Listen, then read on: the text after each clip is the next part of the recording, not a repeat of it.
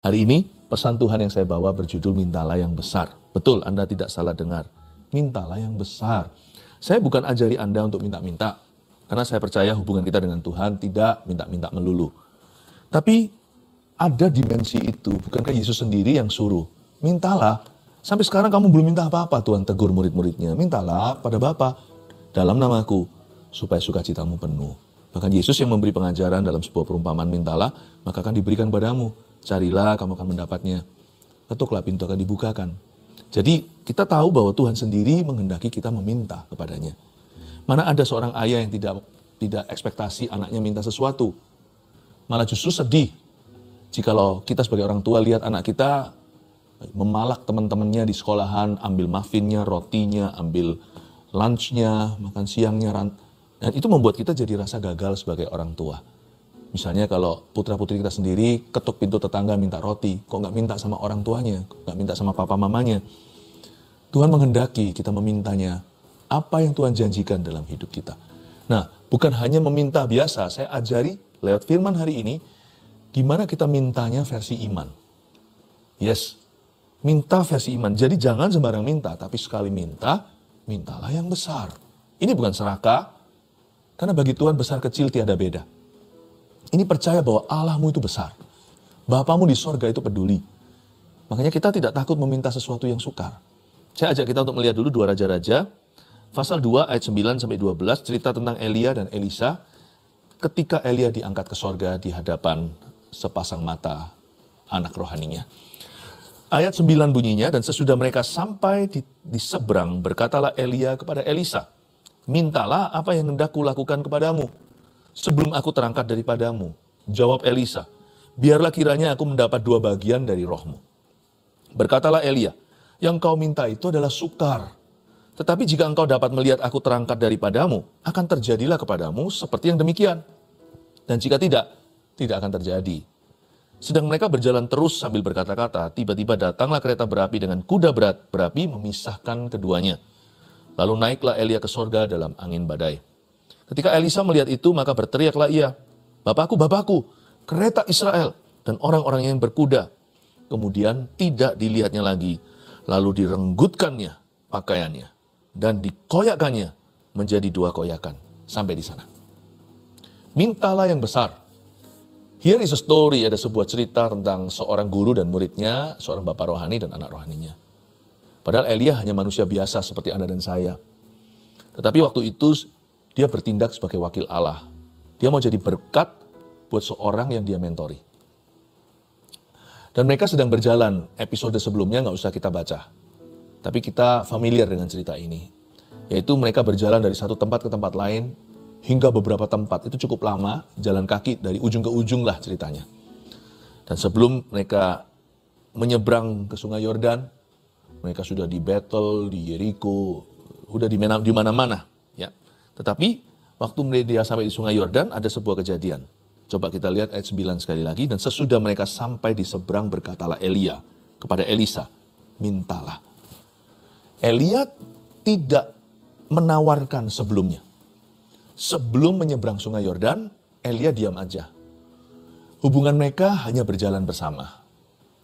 Dan sesudah mereka sampai di seberang, baru berkatalah Elia, mintalah. Begini ya, kalau kita masuk ke hadirat Allah itu bukan untuk minta-minta. Kita mau berjalan dengan Tuhan, kita ingin mengenal pribadinya. Sama seperti Elisa ingin mengenal pribadi Elia. Saya percaya terjadi yang namanya kongko, ya, terjadi yang namanya dialog, conversation. Banyak sekali mereka bicarakan, mungkin Elisa penasaran, tanya, Bapak Elia, kalau begini aku harus bagaimana? Coba untuk menggali pikirannya.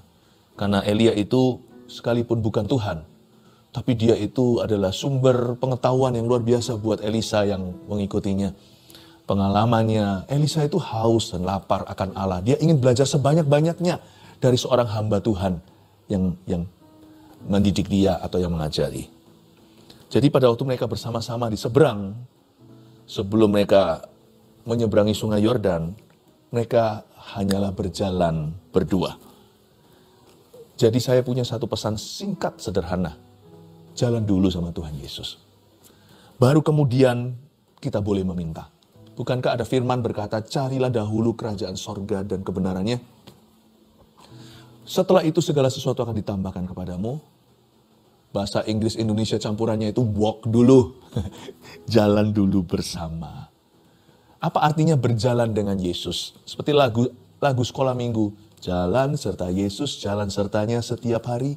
Jalan serta Yesus selamanya. Saya masih ingat waktu anak-anak saya masih kecil, kadang-kadang saya nyanyikan itu sambil bergandengan tangan. Entah kami lagi ada di mall, atau kami ada di sebuah taman, atau kami berada di suatu lapangan parkiran. Saya nyanyi gitu, mereka tertawa, tersenyum, masih mungil-mungil kecil-kecil.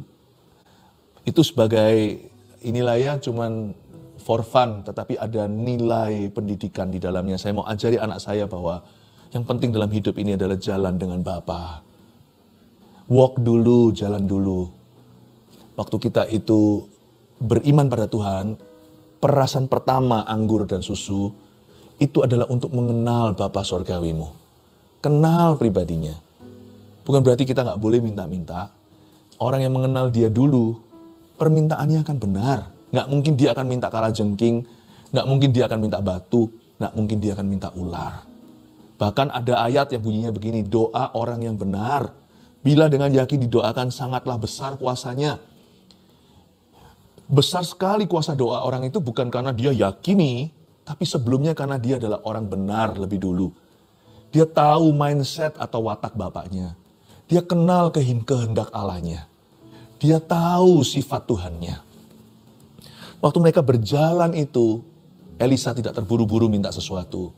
Elia pun tidak menawarkan apa-apa. Mereka banyak berbincang-bincang. Waktu kita masuk hadirat Allah, fokus memuji menyembah sekalipun kita punya kebutuhan. Sekalipun ada keperluan yang mendesak misalnya.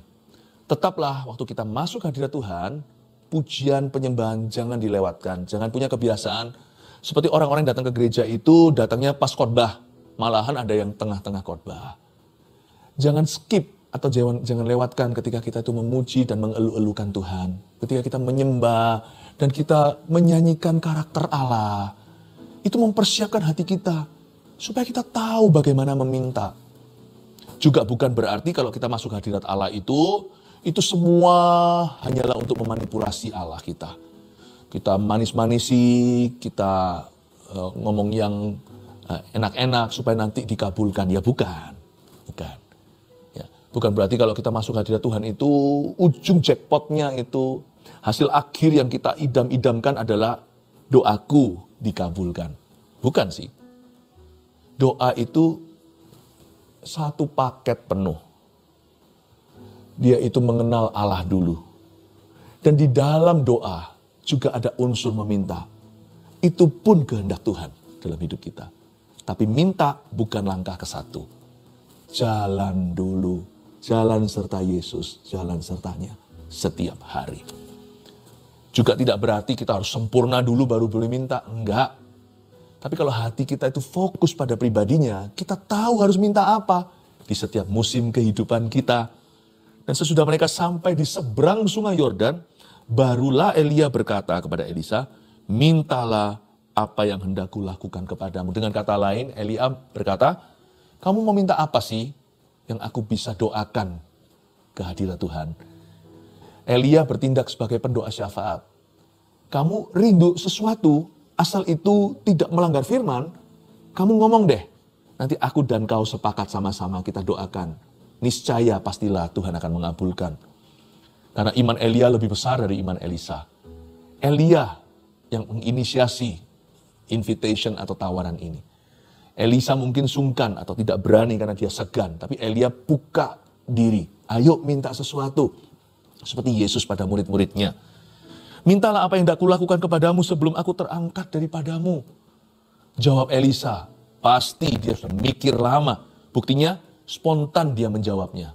Jawab Elisa, biarlah kiranya aku mendapat 2 bagian dari rohmu. Wah, orang Malaysia langsung responnya gini, alamak. Atau kalau kita, waduh, susah ini. Kiranya dia minta 1 bagian rohnya Elia aja itu berarti minta 100% warisan. Dia minta 2 kali lipat. Nah masalahnya Elia kan cuma 1. 2 kali lipat kedua dia nggak punya. Permintaan Elisa ini, saya percaya, mengejutkan Elia. Sesuatu yang Elia tidak duga dan dia tidak prediksi. Sebuah surprise prayer. Imannya itu, dia tidak siap untuk itu. Buktinya Elia nanti menjawab, yang kau minta ini adalah sukar di ayat 10. Dia tidak tolak ya. Tapi Elia berkata, wow, aku sudah ngajari kamu beriman ya, ternyata kamu sungguh-sungguh beriman. Berapa tahun ini kita bersama-sama? Imanmu lebih besar dari aku. Yang kupunya kan hanya 100% diriku. Apa yang Tuhan percayakan kepadaku. Yang kamu minta adalah 200% dari aku. Apa yang aku tidak miliki satunya. Wow, yang kau minta ini sukar, Elisa. Tapi Elisa tidak tertuduh. Karena dia tahu itu untuk apa. Dia minta ini roh pelayanan. Dia tuh rindu untuk melanjutkan ministrinya Elia.